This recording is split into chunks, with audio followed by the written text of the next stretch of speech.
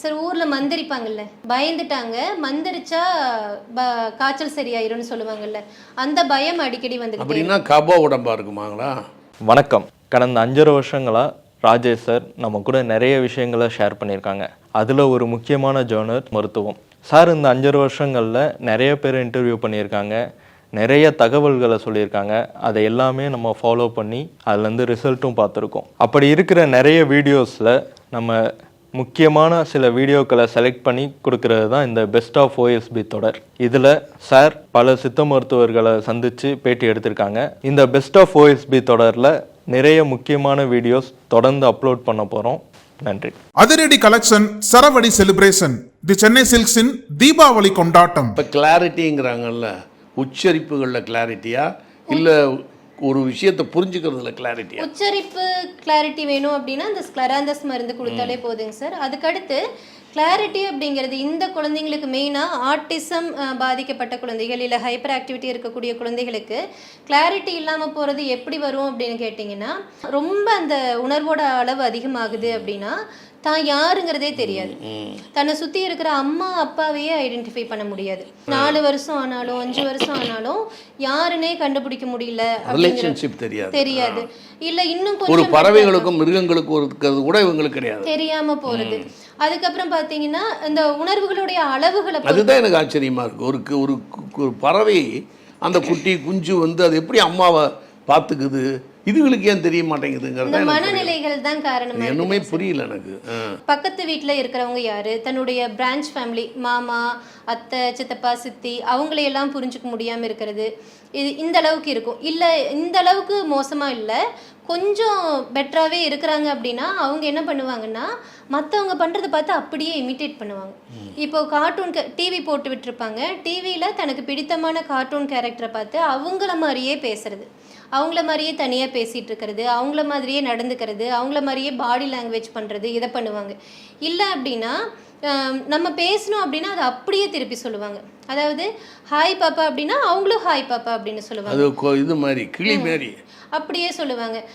என்ன பண்ணுற தங்கம் சாப்பிட்டீங்களா அப்படின்னா என்ன பண்ணுற தங்கம் சாப்பிட்டீங்களான்னு சொல்லுவாங்களோ தவிர அவங்க நமக்கு இந்த மாதிரி சொல்கிறாங்க அப்படின்னு சொல்லி அதுக்கான பதிலை சொல்லக்கூடிய தெளிவு அப்படிங்கிறது அவங்களுக்கு இல்லாமல் போகும்.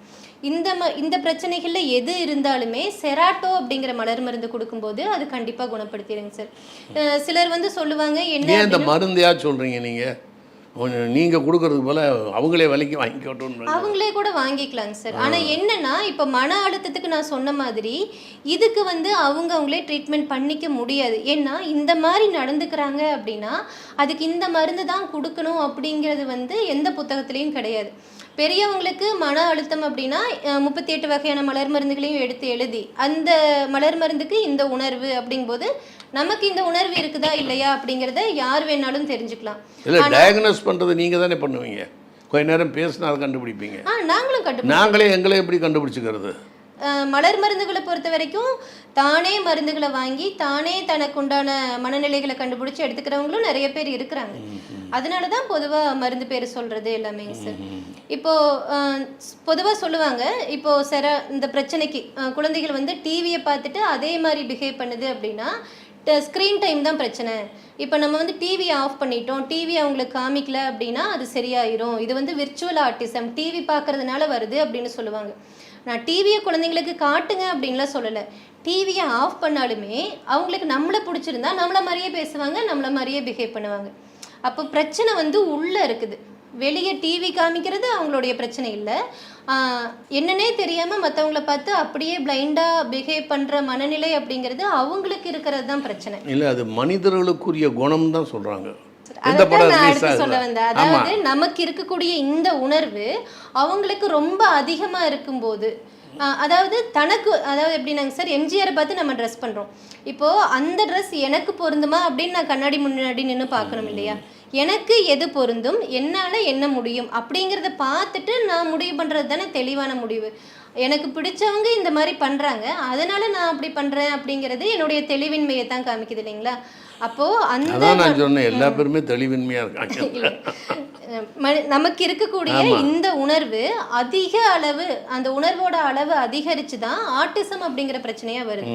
இது அதிகமாக தான் அந்த குழந்தைங்களுக்கு தன்னை சுத்தி இருக்கிறவங்க யாருன்னே தெரியாம போறது.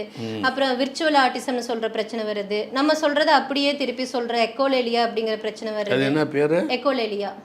நம்ம சொல்றதை அப்படியே திருப்பி எக்கோ அடிக்கிற மாதிரி. ஆமா, அந்த மாதிரி அவங்க அப்படியே நம்ம சொல்றதை திருப்பி சொல்றது. இந்த எல்லா பிரச்சனைக்குமே செராட்டாங்கிற மலர் மருந்து கொடுக்கறதே மிக அருமையான தீர்வா வந்து அமையும் சார். ஐ கான்டாக்ட் அப்படிங்கிறாங்கல்ல, ஐ கான்டாக்ட் வந்து இப்போ நம்ம இப்படி வந்தோம்னா நம்மளை பார்க்கணும்ல, மூமெண்ட் இருந்தாலே பார்வை இருக்கும்ல. இப்போ ஒரு குழந்தை இருக்குது, நம்ம இப்படியே உட்காந்துருந்தோம்னா பார்க்குறத விட அங்கே ஒரு ஆள் மூவ் பண்ணால் இப்படி திரும்பும். ஆனால் இவங்க சொல்லுவாங்க, இன்னும் பாருங்கள் நான் அந்த பக்கம் போகிறேன் அந்த பக்கம் பார்க்குறான், அப்படின்லாம் இல்லை. மூமெண்ட் இருந்தால் பார்ப்பாங்க. அதனால தான் இந்த மூமெண்ட் இருக்க சினிமா வந்து மக்களுக்கு பிடிக்குது. இந்த சினிமாவில் எல்லாம் மூமெண்ட்டாக தானே இருக்குது. அதனால் அப்போ ஐ கான்டாக்ட் ஏன், இந்த மூமெண்ட் ஏன் அதுங்களுக்கு தெரிய மாட்டேங்குது? மூமெண்ட் தெரியாததுனால வர பிரச்சனை இல்லைங்க சார். ஐ கான்டாக்ட்ங்கிறது நம்ம பேசும்போது நம்மளை பார்த்து பேசுறது, அதற்கான தைரியம் இல்லாம போறது.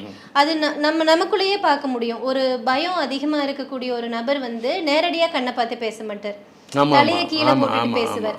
அதே உணர்வு நிலை மிக அதிகமா போகும்போது தான் இந்த ஐ கான்டாக்ட் இல்லாத பிரச்சனை அப்படிங்கிறது வருது. இல்லை, பெண்கள் பொதுவாக ஆண்களை பார்க்கும்போது ஐ கான்டாக்ட் இல்லாமல் அங்கங்கே பார்த்துட்டு இப்படியெல்லாம் பார்த்து பேசுவாங்க. ஒரு பெரிய மனிதர்களை பார்க்கும்போதும் இவங்க டைரெக்டாக பார்க்க மாட்டாங்க. பெரிய மனிதர்கள் இப்படி பார்ப்பாங்க, கண்ணாக பார்ப்பாங்க. கொஞ்சம் புதுசாக ஹையரார்க்கியில் வந்து இப்படி சைடில் இதெல்லாம் பார்ப்பாங்க. அது ஒத்துக்க முடியுது. பட் இவர்கள் ஏன் பார்க்க மாட்டேங்கிறாங்கங்கிறது தான் புரியல. சார், அதாவது பெண்கள் ஏன் பார்க்க மாட்டேங்கிறாங்க இல்லை, அது அவங்களுடைய இன்ஸ்டிங்க்ட்னு சொல்கிறாங்க. சமூக அமைப்பில் சமூகம் கொடுக்கக்கூடிய அழுத்தத்தினால அவங்களுக்குள்ள வர்ற பயம். ஒரு ஆணை பார்த்து பேசிட்டு இருந்தா அப்படின்னா தன்னுடைய ஒழுக்கத்தை பத்தி தவறான ஒரு பேச்சு வரும் அப்படிங்கிற ஒரு பயம் அவங்களுக்குள்ள இருக்கிறதுனால அவங்க நேரா பார்த்து பேச மாட்டாங்க. எப்படி சுத்தி வளைச்சு பார்த்தாலும் ஒருத்தரை நேரா பார்த்து நம்ம பேசல அப்படின்னா அதுக்கு பயம்ங்கிற உணர்வு தான் காரணம். பயம், சமுதாய உணர்வோ இல்ல லாண்ட் ஆர்டரோ இல்ல ஹையரார்க்கியோ ஏதோ ஒண்ணு நம்மளை தடுக்குது. இப்போ அதை வந்து யாருனால ரொம்ப எளிமையா புரிஞ்சுக்க முடியும் அப்படின்னு கேட்டிங்கன்னா, பயம் இருக்கக்கூடிய ஒரு நபர் இதை கேட்டாங்க அப்படின்னா அவங்களுக்கு ரொம்ப எளிமையாவே புரிஞ்சிடும். ஏன்னா உணர்வுகள் வந்து உணர்ந்து பார்க்கும்போது மட்டும்தான் அது தெளிவா புரியும். நமக்கு வந்து எதிர்த்தாப்புல நிக்கிற ஒருத்தர் நம்ம கண்ணை பார்த்து பேசலைன்னா அதுக்கான காரணத்தை நம்மளால உணர முடியாது. நம்மளை கண்ணை பார்த்து நம்ம பேசலை அப்படிங்கிறது மட்டும்தான் தெரியும். அதே மாதிரி தான் இந்த குழந்தைகளுக்கு எல்லா உணர்வுகளுடைய அளவுகளுமே அதிகம்னு சொன்னேன் இல்லையாங்க சார். அப்போ இந்த உணர்வுகளுடைய அளவுகள் வந்து ரொம்ப அதிகமாக இருக்கிறதுனால தான், இந்த பயங்கிற உணர்வு ரொம்ப அதிகமாக இருக்கிறதுனால தான் ஐ கான்டாக்ட் இல்லை. அப்போ இந்த பயம் இருந்தது அப்படிங்கிறத வேற எப்படியெல்லாம் கன்ஃபார்ம் பண்ணிக்கலாம் அப்படின்னு பார்த்தீங்கன்னா 3 வகையான பயம் வந்து இதுக்கு காரணமாக அமையும். தெரிந்த பயம், திகில் பயம், காரணம் இல்லாத பயம் அப்படின்னு சொல்லிட்டு. பெரும்பாலும் காரணம் இல்லாத பயம்தான் இருக்கும். இந்த காரணம் இல்லாத பயம் இருக்கக்கூடிய குழந்தைகளுக்கு அடிக்கடி சளி காய்ச்சல் வந்துக்கிட்டே இருக்கும். சார், ஊரில் மந்திரிப்பாங்கல்ல, பயந்துட்டாங்க மந்திரிச்சா காய்ச்சல் சரியாயிரும்னு சொல்லுவாங்கல்ல, அந்த பயம் அடிக்கடி வந்துக்கிட்டே. கப உடம்பா இருக்குமாங்களா? கப உடம்புன்ட்டு இல்லைங்க சார், அவங்களுக்கு அந்த பயம் அப்படிங்கிறது வர்றதுனால, பயப்படுறதுனால வரக்கூடிய காய்ச்சல், பயந்த காய்ச்சல் வரும் இல்லைங்க சார், அந்த பயத்தினால வரக்கூடிய காய்ச்சல் அப்படிங்கிறது அவங்களுக்கு அடிக்கடி வந்துக்கிட்டே இருக்கும். அப்போ அவங்களுக்கு காரணம் இல்லாத பயம் இருக்குது அப்படின்னு அர்த்தம். இல்லை அப்படின்னா அவங்களுக்கு வந்து சாப்பிட்டதும் மோஷன் போகிற இரிட்டபிள் பவுல் சிண்ட்ரம் அப்படிங்கிற பிரச்சனை வரலாம். குழந்தைங்களுக்கு இது இருக்குமானா நிறைய குழந்தைங்களுக்கும் இருக்கும். சாப்பிட்டதும் பாத்ரூம் போயிட்டே இருப்பாங்க. அது இருக்குது அப்படின்னாலும் அது பயத்தினுடைய வெளிப்பாடு தான். அப்போ ஒரு குழந்தைக்கு ஐ கான்டாக்ட் இல்லை அப்படின்னா இந்த 2ல் ஏதாவது ஒன்று இருக்கலாம், இல்லாமலும் போகலாம். ஏன்னா ஒரு மனநிலை ஒரு பிரச்சனையை கொண்டு வருது அப்படின்னா அதுக்கு ஒரு 4-5 வகையான கலவைகள் மனநிலைகள் சேர்ந்தால் தான் உடம்புல ஒரு பிரச்சனையாக வரும். ஆனால் அந்த பிஹேவியர்ஸ், அதனுடைய வெளிப்பாடு, நம்ம நடந்துக்கிறதோட வெளிப்பாடு அப்படிங்கிறது நேரடியாக இந்த மனநிலை தான் அப்படின்னு நம்மளை கண்டுபிடிக்க வச்சிரும். அப்போ பயம் இருக்குது அப்படின்னாலே அவங்களுக்கு வந்து ஐ கான்டாக்ட் இருக்காது. ரொம்ப அதிகமான பயம் இருக்குதுன்னா ஐ கான்டாக்ட் இருக்காது. அப்போ பயத்துக்கான மிமுலஸ், ராக்ரோஸ், ஆஸ்பென், பெரும்பாலும் ஆஸ்பெனாக இருக்கும். இந்த மருந்துகளை கொடுத்து அவங்களுக்குள்ளே இருக்கிற பயம் சரியாயிருச்சு அப்படின்னா அவங்களுக்கு அற்புதமாக ஐ கான்டாக்ட் இருக்கும். ஏன்னா பொதுவாக சொல்லுவாங்க ஆட்டிசம் இருந்தாலே ஐ கான்டாக்ட் இருக்காதுன்னு. ஆனால் அதுக்கு காரணம் வந்து பார்த்தீங்கன்னா பயங்கிற உணர்வு தான். அடமன் கேரக்டர் தான் வெற்றிகளை குவிக்குங்கிறாங்க. பேஸ். நான் உங்களை மறுத்து பேசல. அடமன் கேரக்டருங்க சார். இந்த குழந்தைகிட்ட இருக்கிற அடமன் கேரக்டர் என்ன அப்படின்னா சொல் பேச்சு கேளாமைன்னு சொல்லலாம். சொல் பேச்சு, அதாவது நீ இதை செய் அப்படின்னா அதுக்கு ஆப்போசிட்டா தான் செய்வாங்க. அதாவது அது மனிதனுடைய குணம்ங்கிறாங்க.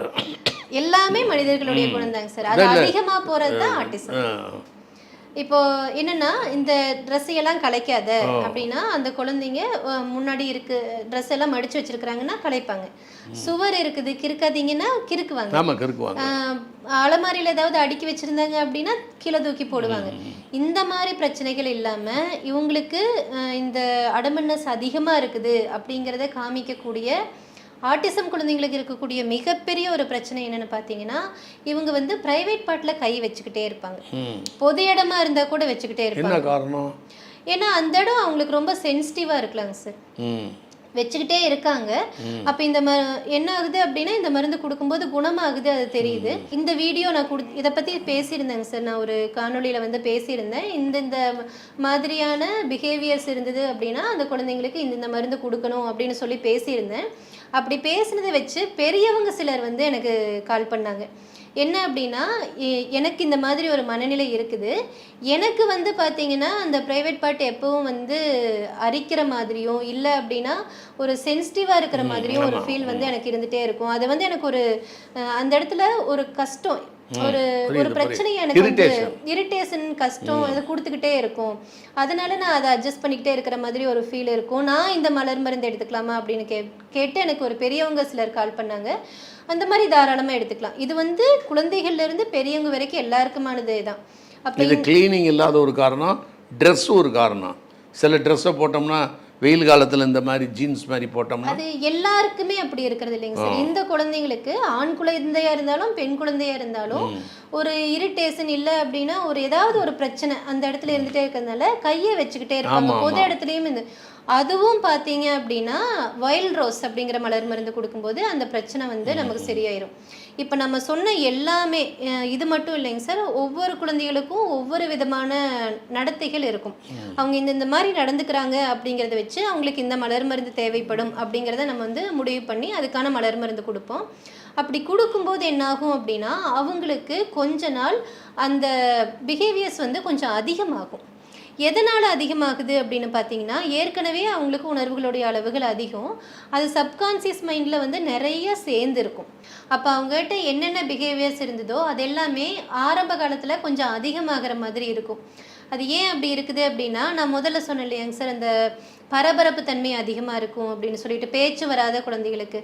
அப்போ அந்த நம்ம ஸ்க்லராந்தஸ் அப்படிங்கிற அந்த மருந்து கொடுத்தோம் அப்படின்னா அவங்க ஒரு 15 நாளோ இல்லை 1 மாதமோ அவங்களுக்குள்ளே சேர்ந்துருக்கிற அளவை பொறுத்து ரொம்ப அதிகமாக பரபரப்பாக இருக்கிற மாதிரி இருப்பாங்க. பரபரன்னு இருப்பாங்க, ரொம்ப ஹைப்பராக இருக்கிறாங்க அப்படின்னு ஃபோன் பண்ணி சொல்லுவாங்க.